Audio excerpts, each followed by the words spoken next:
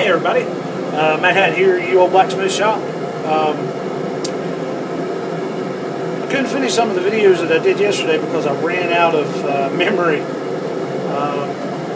This is the first time I've used this camera to actually take videos with, so I'm learning how to use it and how much time I can put on there. I'd also went in and cleaned everything else out, so I've got quite a few gigabytes now. I should be able to have as many videos as I need today. What we're going to do today is I'm going to go back and I'm going to start with the hot steel. Of course, this will be making that the leaf head, the leaf head keychain. I'm going to start with this here, where it's already been necked down. We'll go ahead and flatten it out, and then put the die in. We'll show you what that looks like. Cut this off. We'll do all kinds of stuff. Straighten the thing out. I'm going to show you how to bend it. How I bend it. Then we're going to take just a plain steel wire brush the slag off of it. And then we'll take this brass brush. It's a brass wire brush. Anytime you take brass and you rub it on a piece of hot steel like this, it's actually going to leave the brass coloring onto the piece of steel. So it'll be just a nice added decoration to those keychains. So let me get set up here. I'll move the camera so you can temperature here. We'll go ahead and work on the neck of this thing again. If you remember the earlier video, you're going to point the bar on two sides and then you neck it with half-face blows. And what a half-face blow is half on the face of the handle and half off. So you're actually going to do it like at a 45-degree angle to the handle. Next thing I want to do is I'm going to go ahead and flatten this steel out, point up, and I'm going to make the head of the leaf.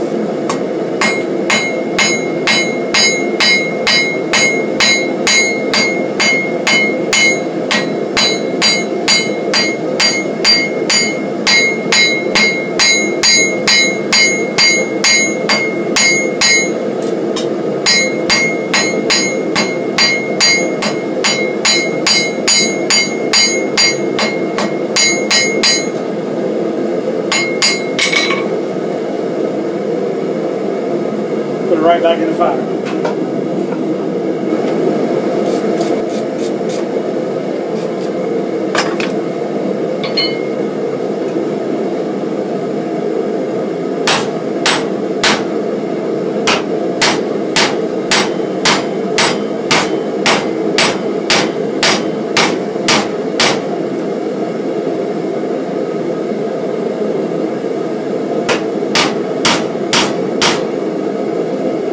Alright, we got the leaf pattern in there. Go ahead and heat this up and cut it off.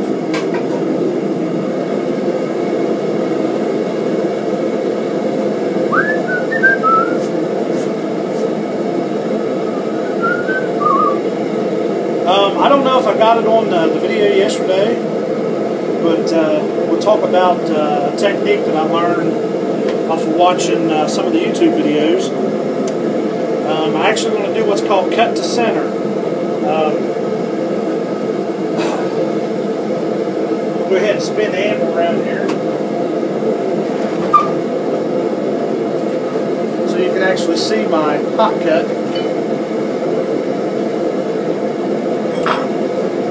With cutting the center, it's going to mimic actually taking a saw and cutting this off. It's not going to be as clean as what you can with a saw blade, reciprocating saw, or a bandsaw. But what I'm going to try, what I've been trying to avoid, is if you can see this, if you just hot cut on one side with that point going up and you're hammering here, it leaves almost like a chiseled edge.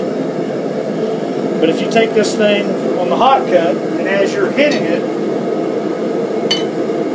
spin it ever so slightly, all the way around. Okay?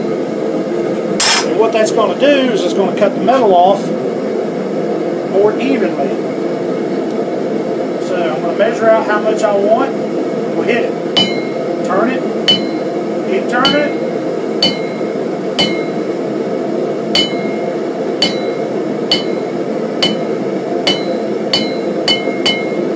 Now what I've created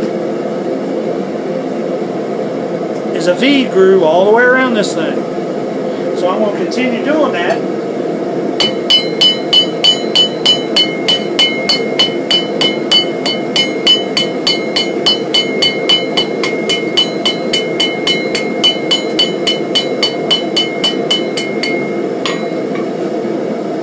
I'll go ahead and take my tongs and break that piece off.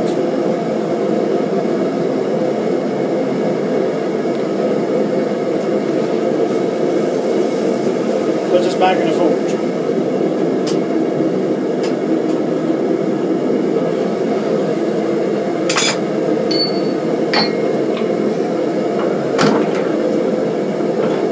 Now, as you can see, I just have a few selection of hammers up here. Of course, then I've got my Tender's hammer. I've also got a Farrier's hammer, which I don't use at all, but I have it. I don't think that you could have enough hammers or enough tongs as a blacksmith, because you can always find a use for something else. In the old shop, which I haven't moved them up yet because it's so daggone cold and snowy, I've got all kinds of specialized hammers down there that I've bought that are meant for one function only. Eventually I'll bring them up here and maybe I'll get to use them. I'd like to have the rest of this lined up with my hammers there. Alright, this piece is hot.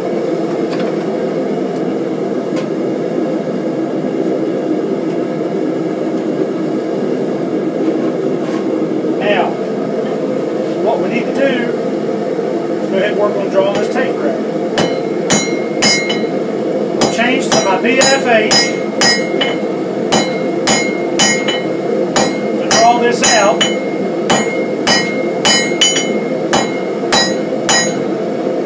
Because now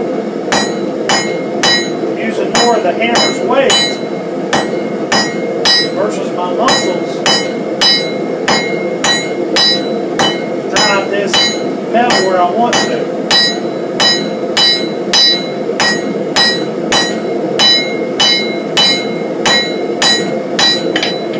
Lost my heat, but you can already see how much I've tapered that out.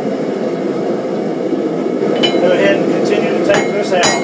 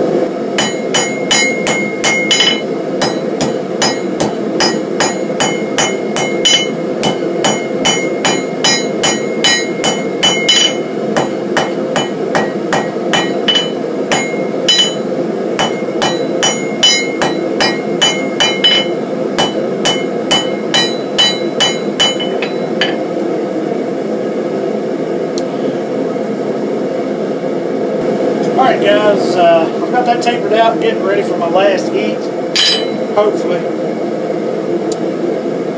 I've already did the vein die. Now I need to put in my half-inch round stake.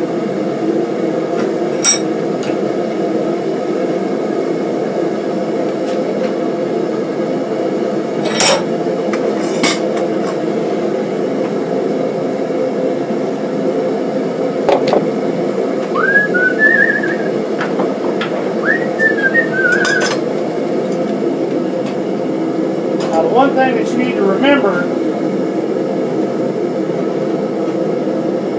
when you're blacksmithing, the smaller the metal, the faster it heats up.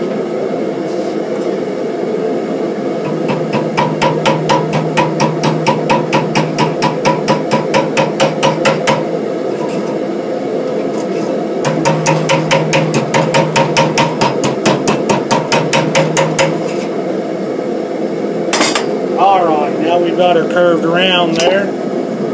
Tweak it up with my needle nose here. Then we're going to take this, we'll put it in the forge, get it hot again.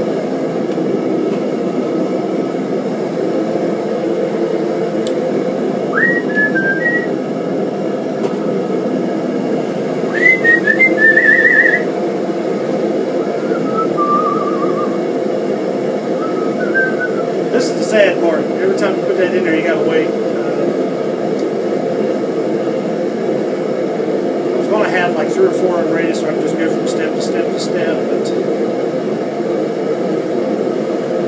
all right, I think she's getting there.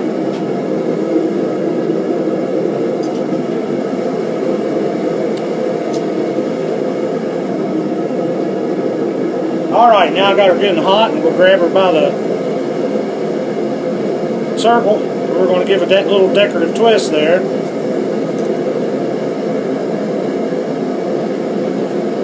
Straighten it up.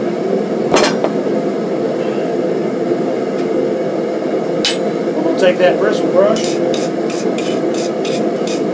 get the slag off of it, turn it around, get a hold of her, do the same thing to it again. Sometimes it's stubborn. Take that old brass brush.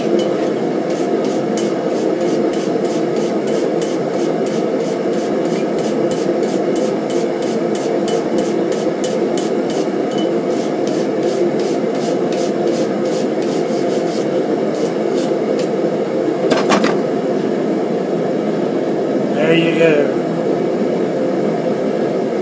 Now all I got to do is dip it in hot wax.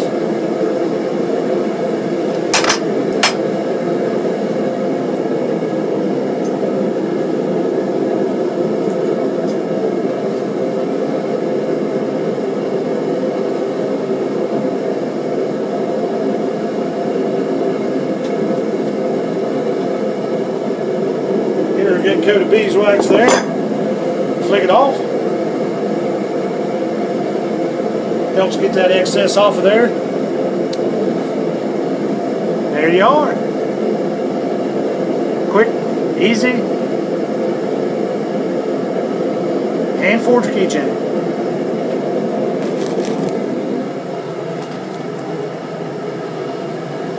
Alright guys, hope you enjoyed part 2 of this video here. I'll get this light down.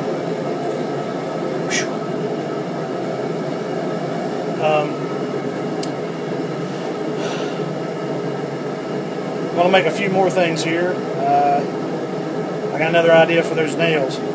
But anyways, as always, thank you for watching. Thank you for your support. If you get a chance, go ahead and check out my Facebook page, UL Blacksmith Shop. Everything that I have that I make, I sell pretty much exclusively at Beverly, or the marketplace there in Beverly. You can find that as well as on YouTube. As always, thank you for everything that you do. Thank you for your support, and see you next time.